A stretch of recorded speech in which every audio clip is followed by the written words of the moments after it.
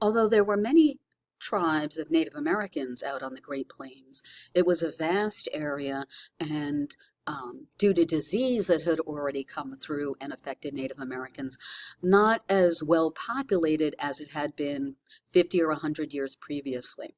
So even when Americans started coming out to settle there after the Homestead Act, neighbors and schools were few and far between. So you might be lucky to have a neighbor as close as 5 miles.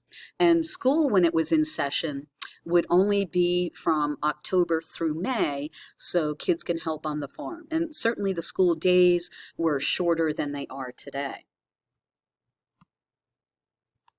So it could be a very lonely life. If you look at this quote from Mrs. Arthur Duncan, she talks about her cabin being so remote that they hardly ever saw anyone. She says, "I never saw a woman for months at a time."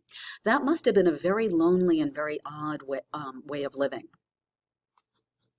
And I think we all know that loneliness can have a really big effect on us. It's something that we don't always talk about. And loneliness can make people be depressed. So women especially were more isolated because even when the men were off doing different things or traveling, they were at home with the children doing the work. And farming is a very difficult life as well. So a lot of people simply gave up and couldn't manage 5 years to claim their land.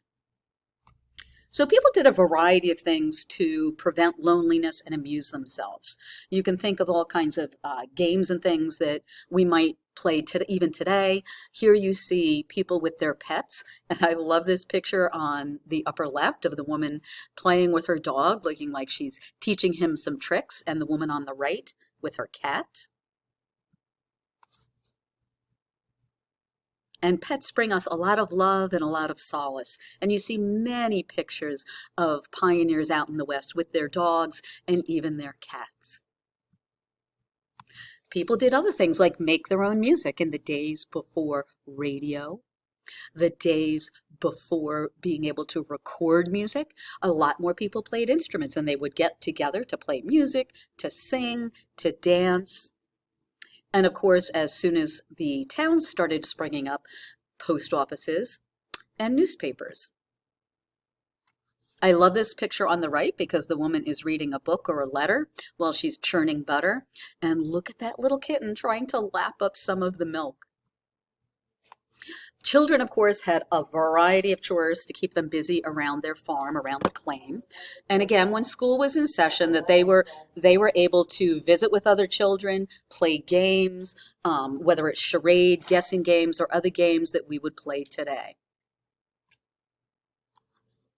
But just as neighbors and schools were far away, so were the doctors. We've talked about the lack of scientific knowledge or medical knowledge back then.